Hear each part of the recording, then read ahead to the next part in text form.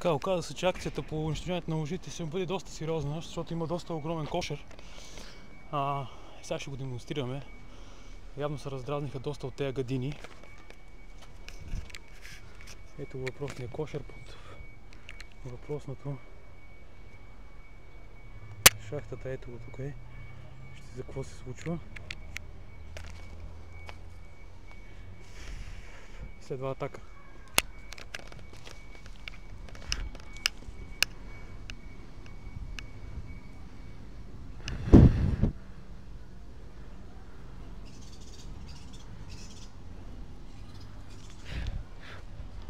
Така, ще направим разкачката да действа далекобойност.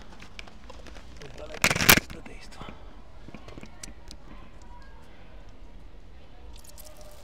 Екстра. Ето.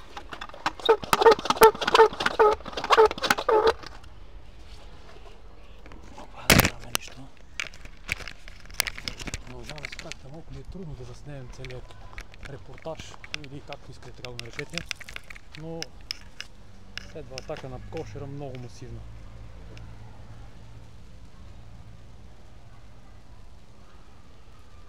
Както вече казахме, въпросното гнездо ето го. След това ще го снимаме отново. Доста е голямо. Прилича на един голям кравешки екскремент. Носите леко се разгониха.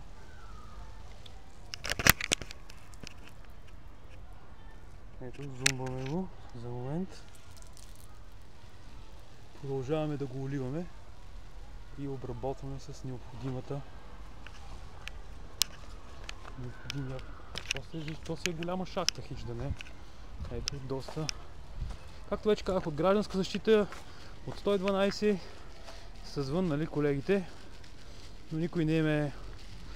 Това е в двора на училището, може да видите за какво иде реч. Ето, това си е училището. Ето го и кошера. Тук децата играят наблизо. Добре, че на време са го видяли преподавателите и сигнализирали на нашата фирма Терминатор да унищожим въпросните гадини. Естествено ще дадем и гаранция след такъв кошер.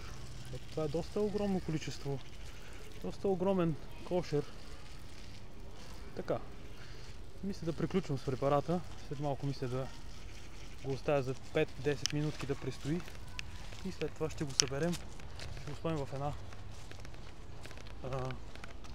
такова нейлонна торба и ще бъде хвърлен. За сега това е от Терминатора. След малко продължаваме с акцията по отстраняването на кошера.